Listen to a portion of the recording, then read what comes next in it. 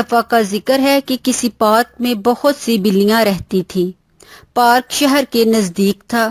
لوگوں کی تفریح کا مرکز ہونے کی وجہ سے بلیوں کو پارک میں مزے کی چیزیں کھانے کو ملتی۔ وہ سارا دن گھومتی پھرتی، درختوں پر چڑھتی اور رات کو سب بلیاں اکٹھی ہو کر ایک دوسرے سے گپ شپ لگاتی اور یوں وہ خوش و خرم زندگی گزار رہی تھی۔ ان میں ایک بلی جس کا نام معزہ تھا، وہ سب سے چالاک بلی تھی۔ پارک میں اگر کوئی مسئلہ ہوتا تو ساری بلیاں معزہ سے مشورہ لیتی۔ یوں معزہ سب بلیوں کی لیڈر تھی۔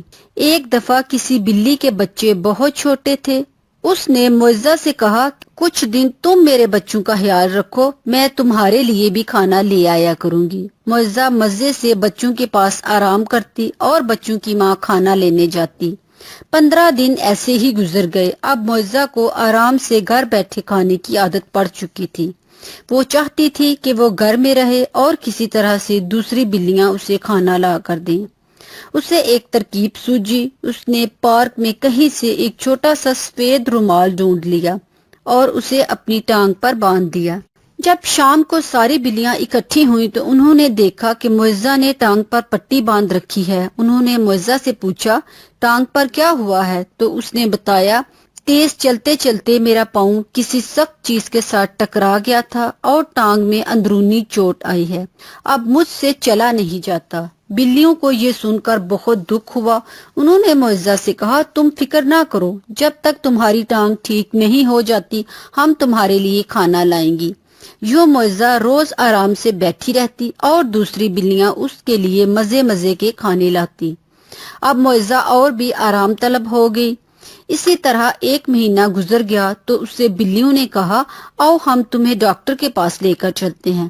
معزہ نے کہا، نہیں، مجھ سے چلا نہیں جاتا، میں ڈاکٹر کے پاس کیسے جاؤں گی؟ ایسے ہی آہستہ آہستہ خود ہی ٹھیک ہو جاؤں گی، میں تو کھانا لینے بھی نہیں جا سکتی۔ وہ اٹھ کر تھوڑا سا چلتی، پھر جان بوجھ کر گر جاتی تو دوسری بلیاں پریشان ہو جاتی اور کہتی، تم فکر نہ کرو، جب تک تم مکمل طور پر ٹھیک نہیں ہو جاتی ہم تمہیں کھانا لا کر دیں گی۔ اور یوں معزہ بیمار بن کر سب کی ہمدردی بٹورتی۔ ایک دن سب بلیاں پارک میں گھوم رہی تھیں کہ معزہ کو گوشت کی بہت اچھی خوشبو آئی۔ اس کا جی للچانے لگا۔ اس نے ادھر ادھر نظر دوڑائی، اسے وہاں کوئی بلی نظر نہ آئی، تو جس طرف سے گوشت کی خوشبو آ رہی تھی وہ اس طرف چل پڑی۔ معزہ نے دیکھا کہ ایک لڑکے کے ہاتھ میں بچے ہوئے گوشت کی پلیٹ تھی۔ اس نے وہ گوشت ذرا دور جا کر ایک درخت کے نیچے رکھ دیا تاکہ کوئی جانور کھا لے۔ اب معزہ تیز تیز بھاگتی اس گوشت کی طرف لپکی اور بیٹھ کر مزے سے کھانا شروع ہو گئی۔ ابھی وہ کھا ہی رہی تھی کہ کچھ بلیوں کی نظر اس پر پڑی۔